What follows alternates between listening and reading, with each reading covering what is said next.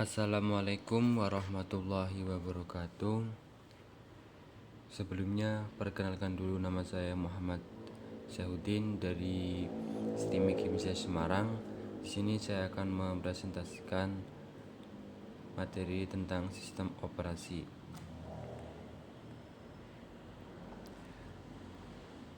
Ya, sistem operasi atau operasi sistem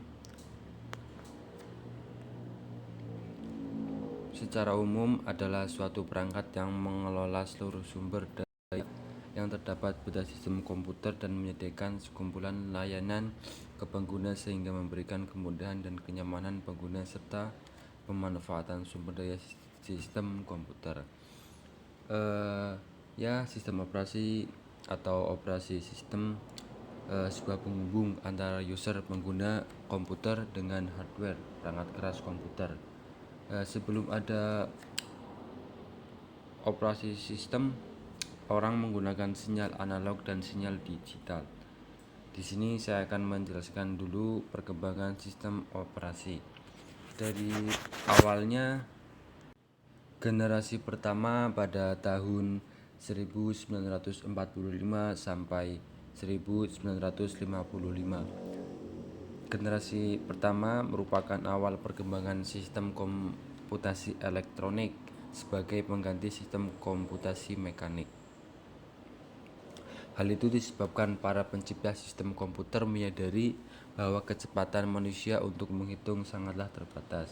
Di samping itu, manusia juga sangat mudah membuat kecerobohan, keliruan, bahkan kesalahan. Pada generasi ini belum ada sistem operasi. Oleh karena itu, sistem komputer diberi instruksi yang harus dikerjakan secara langsung. Pada tahun selanjutnya, generasi kedua, yaitu pada tahun 1955 sampai 1965. Generasi kedua memperkenalkan batch processing system, yaitu pekerjaan yang dikerjakan dalam satu rangkaian lalu dieksekusi secara berurutan. Pada generasi ini, sistem komputer belum dilengkapi sistem operasi, tetapi beberapa fungsi sistem operasi telah ada. Contoh fungsi sistem operasi yang berkembang pada masa ini adalah FMS dan IPS-YS. Selanjutnya, pada generasi ketiga pada tahun 1965 sampai 1980. Pada generasi ini, sistem operasi dikembangkan untuk melayani banyak pemakaian sekaligus. Para pemakai dapat berkomunikasi secara interaktif lewat terminal secara online ke komputer. Dengan demikian, sistem operasinya menjadi multi-user dan multi-programming. Pada generasi keempat pasca 1980-an, di masa ini sistem operasi digunakan untuk jaringan komputer dengan para pemakainya menyadari bahwa keberadaan komputer yang digunakan saling terhubung satu sama lain. Pada masa ini, para pengguna juga telah diberikan kenyamanan dengan graphical user interface, yaitu antarmuka komputer berbasis grafik yang sangat nyaman. Pada masa ini juga dimulai era komputasi tersebar, yaitu komputasi yang tidak lagi dimulai terpusat pada satu titik, tetapi dipecah di banyak komputer sehingga tercapai kinerja yang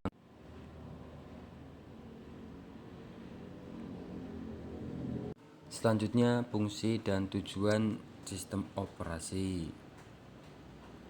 Fungsi dan tujuan dari sistem operasi adalah mengontrol eksekusi program-program aplikasi dan juga sebagai interface antara pengguna komputer dan hardware komputer.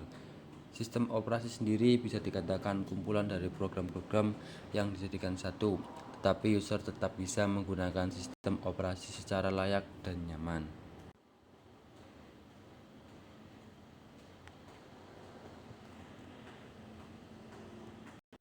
Secara umum, sistem operasi memiliki 3 tujuan dasar. Yang pertama, efisiensi. Apa sih? Karena sistem operasi memungkinkan sumber daya sistem komputer untuk digunakan dengan cara yang efisien. Yang kedua, kemudahan. Sistem operasi membuat komputer lebih mudah dipakai. Dan yang ketiga, kemampuan berevolusi. Sistem operasi harus disusun sedemikian rupa sehingga memungkinkan pengembangan yang efektif, pengujian dan berbagai fungsi sistem yang baru tanpa mengganggu layanan yang telah ada. Karena kemampuan sistem operasi dan pada zaman sekarang berkembang begitu cepat dan revolusi begitu signifikan ya.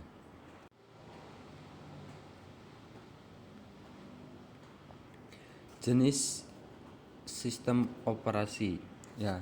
Di sini saya akan memberikan sedikit tentang jenis dari sistem operasi berdasarkan cara kerjanya. Yang pertama, BAT OS atau BAT Operasi System merupakan jenis sistem operasi yang dapat menyatukan berbagai pekerjaan sehingga menjadi lebih cepat terselesaikan dan tidak terlalu berat untuk implementasinya. Yang kedua ada Distributed OS. Jenis yang kedua ini menggunakan beberapa prosesor di berbagai mesin untuk memudahkan komputasi yang nantinya diberikan kepada user secara cepat dengan akurasi yang tepat. Yang ketiga ada Mobile OS. Yang ketiga merupakan operating system yang didesain khusus untuk kebutuhan perangkat mobile. Apakah Anda tahu Android dan OS? Tentu saja kedua platform tersebut merupakan OS yang dibuat khusus untuk kebutuhan aplikasi dalam perangkat mobile. Yang keempat ada multitasking atau time sharing OS. Dalam menggunakan jaringan network, OS juga berperan sebagai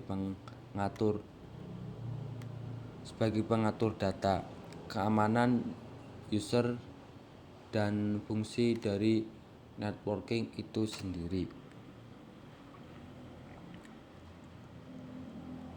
Yang ketiga ada real-time OS. Yang selanjutnya ada real-time OS. Fungsi yang berakhir adalah real-time OS, di mana interval atau jarak waktu pemrosesan dan respon input yang kecil.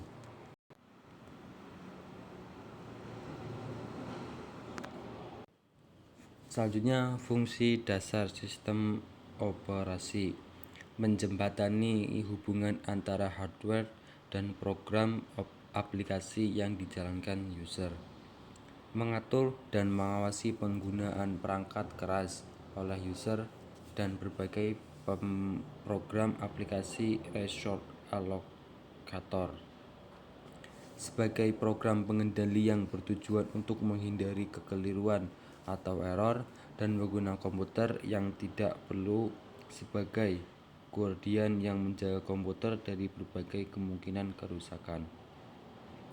Manajer sumber daya hardware seperti mengatur memori, printer, CD, ROM, dan lain-lain.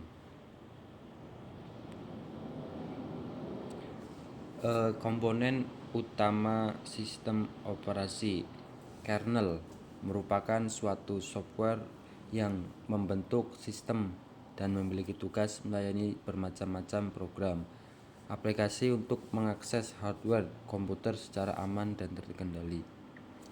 Yang kedua, file di sini merupakan file-file yang dibentuk atau dijalankan oleh sistem operasi.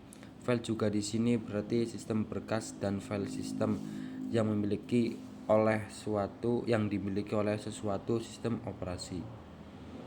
Yang ketiga, user interface.